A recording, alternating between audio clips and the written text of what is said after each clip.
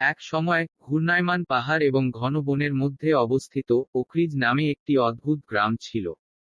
গ্রামটি ছিল প্রশান্তির চিত্র, যার পাথরের পাথরের পথ, প্রস্ফুটিত ফুলে সজ্জিত রঙিন কুটির এবং এর প্রাণকেন্দ্রে একটি ব্যস্ত বাজার।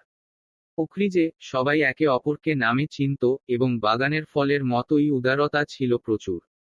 গ্রামবাসীরা সম্প্রীতিতে বসবাস করত, প্রতিটি ঋতুকে উৎসবের সাথে উদযাপন করত যা যুবক ও বৃদ্ধ সকলের জন্য আনন্দ নিয়ে আসে। ওকরিজের প্রান্তে একটি প্রাচীন ওক গাছ দাঁড়িয়ে ছিল, যা গ্রামের মতোই পুরানো বলে গুজব ছিল। এর শাখা প্রসারিত, ক্লান্ত পথিকদের জন্য ছায়া এবং কিচিরমিচির পাখিদের আশ্রয় দেয়। ওক গাছকে গ্রামবাসীদের জন্য শক্তি এবং ঐক্যের প্রতীক বলা হয়, তাদের ভাগ করা ইতিহাস এবং সম্প্রদায়ের গুরুত্বের স্মারক। একদিন একটি ভয়ানক ঝড় ওকরিজের মধ্য দিয়ে প্রবাহিত হয়েছিল, যার ফলে ধ্বংস হয়েছিল। বাড়িঘর ক্ষতিগ্রস্ত হয়, ফসল নষ্ট হয় এবং গ্রামটি অশান্ত হয়ে পড়ে। কিন্তু গ্রামবাসীরা নিরাশ হননি। পরিবর্তে তারা একত্রিত হয়েছিল, তাদের প্রিয় গ্রামটিকে পুনর্নির্মাণের জন্য তাদের সংকল্পে একত্রিত হয়েছিল।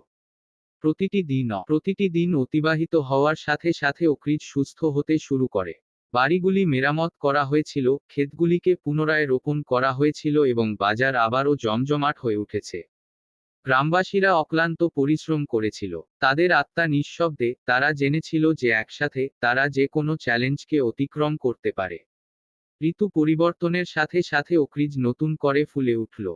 ওক গাছটি লম্বা এবং গর্বিত,